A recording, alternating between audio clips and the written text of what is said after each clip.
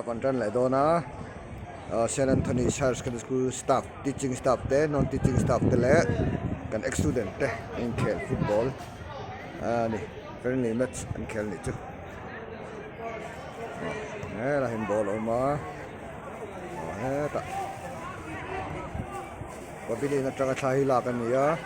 a lat tham lo wangin fia takin lak thei lo phone camera la kan ya chu wangin fia taka la khi har ani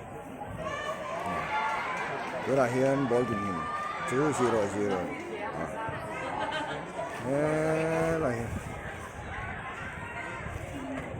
la ki sar chona nia kan referee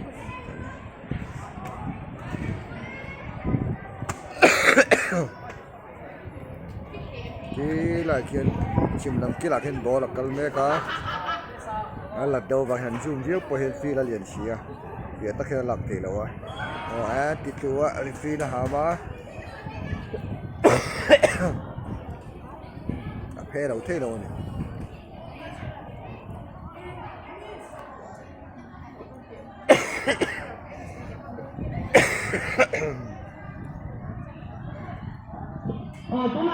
Bên chỗ đó đó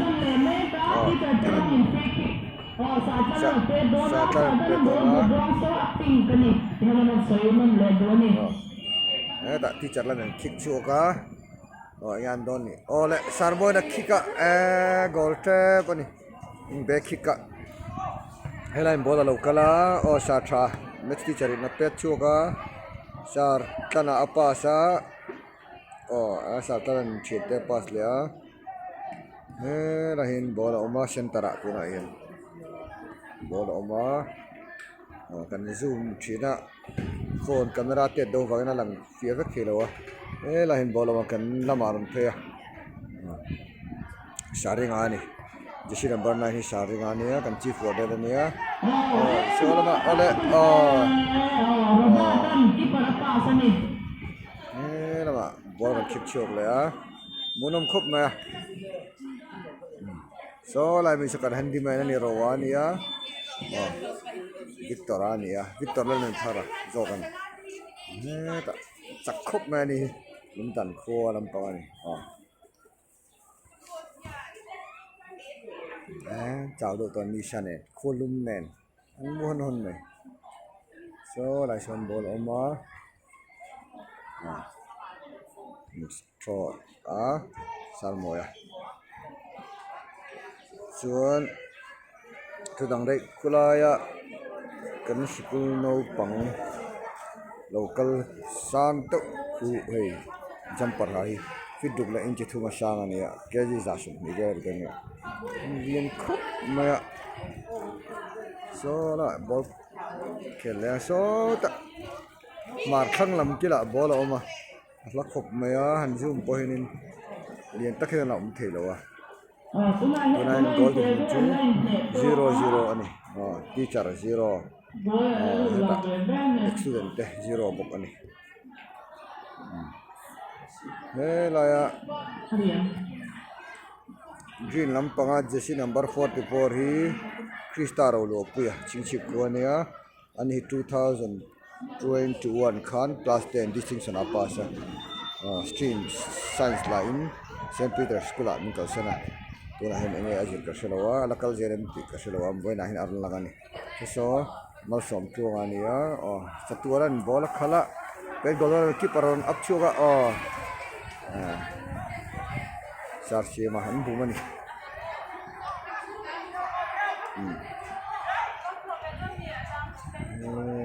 lampang kan lenga staff te senatri staff te Shetila, itu ada, ini nombor ikut mungkin. Ini setelah ada ini ya. Dan muni asakua, aku sekarang ini UPC ni, UPC di London cah. Ini ya, ini hian, kanti cacing katte. Dam lukna bang kalau sar di kita. Saya teacher pada kalau ada sebat kalau cuma jadi lama hian MZP drama so tura bose tura drama item ni turun dia tunai ngor takin jira dak ni tang vana pa hola jir la do ni vana pa hola kan man te chu MJP ti saka so na ma victoran ai lawa goal dan ni goal ta kan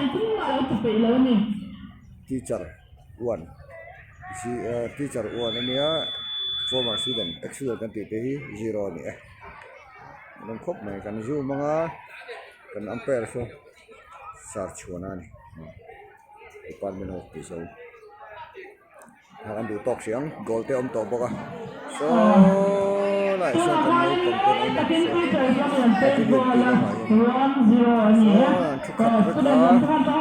chuan he lai yon kan vela ma han om boka so han thu khat vek bokan ni kha kan sei te ni pavilion om dala ma hian khat vek ani chu du tok phodang